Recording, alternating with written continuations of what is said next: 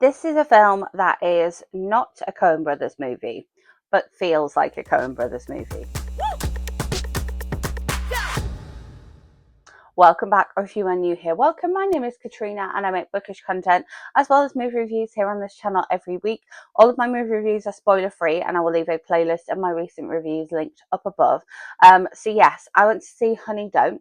I'd seen a couple of trailers for it, seen a poster for it. However, because Aubrey Plaza was attached to it and I was a big Parks and Recreation fan, not a big Aubrey Plaza fan, and I have enjoyed Margot Qualley in everything I've seen her in. I was just like, I want to go and see this film. I like who's in it. I'm definitely intrigued by it. So it feels like a Coen Brothers film, but it's not a Coen Brothers film because it's only got Ethan Coen attached to it. However, if you are a fan of what was it? I came out and I was like, it reminds me of Inglourious Basterds. It reminds me a little bit of Big Lebowski. And it reminded me of some of the parts in the Hail Caesar one.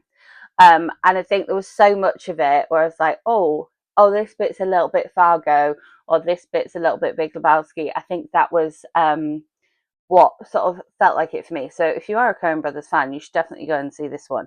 I do have a whole breaking down all the Coen Brothers movies video that I'll leave linked up above. So yes, we have Margot Qualley is a private investigator in a small town in California, and there is a bit of a dodgy thing going on with a church just outside the town. There have been a couple of deaths.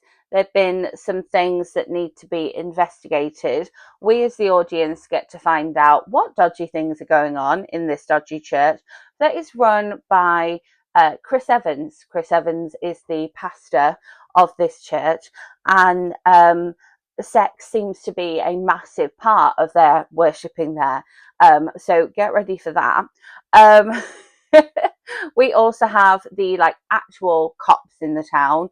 Aubrey Plaza is one of those, and so Margot Qualley has to sort of interact with them. It's got that very kind of dry humor where she is very monotone and she is very business, but almost like you could see her reeling off detective what's the word, sort of detective spiel, like she is a 1920s Hollywood cop. It was very entertaining, the different sort of nuances of it. The film has a surprisingly high death count for a film that's quite sedate in pace and doesn't sort of come off as a big shoot 'em up type of film from the trailer, from the poster. So again, a little bit of a warning there. There was a couple of gory moments where me and the guy in front, thinking about which one I was in here, went, yeah, there was a couple of nastier killings in there. Again, it's quite hard to talk about this one without spoilers because everything, if you're watching carefully, does link back to everything else, which is interesting in itself. Yeah, you've got that small town providing the sort of claustrophobic, not many people to choose from type of thing. And then you've got this, corrupt church, church run by Chris Evans, who, looks like butter wouldn't melt. You've got the actual police and you've got the PI. The PI herself has some trauma in her background, and every member on the police force seems to have something hidden in their background as well. And then you've got these people who are reaching out and worshipping or working for this church.